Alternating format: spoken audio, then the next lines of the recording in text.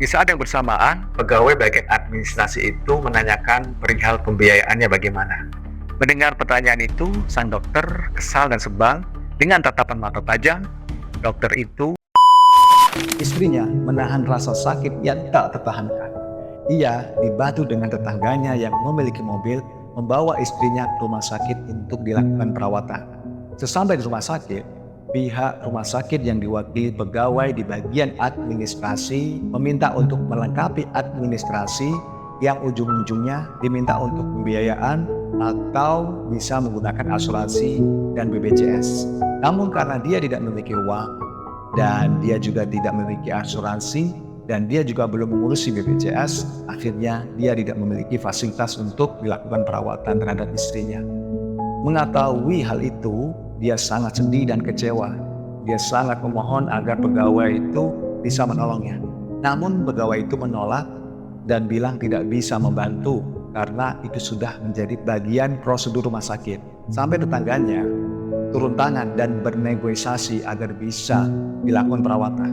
Namun hal itu tidak membantu. Namun sang suami tidak menyerah. Dia sampai berlutut dan sangat memohon kepada pihak rumah sakit agar bisa menyelamatkan istrinya.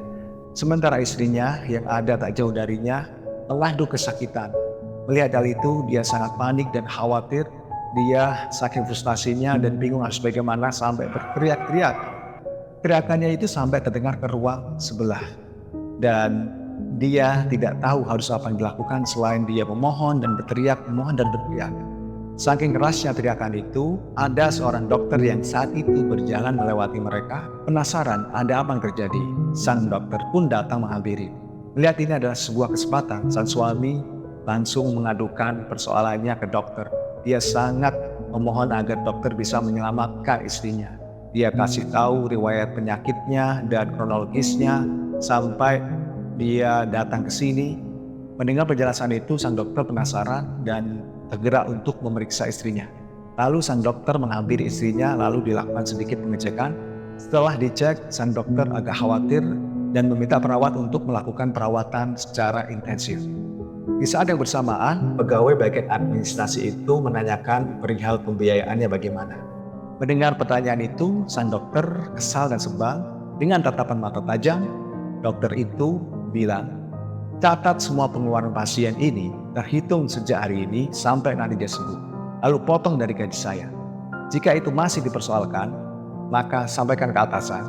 Rumah sakit akan kehilangan dokter spesialis terbaik di kota ini." Mendengar pernyataan itu, pegawai bagian administrasi tidak bisa berbuat apa-apa selain mengiyakan dan mengikuti apa yang diminta dokter tersebut. Lalu sang suami merasa sangat lega.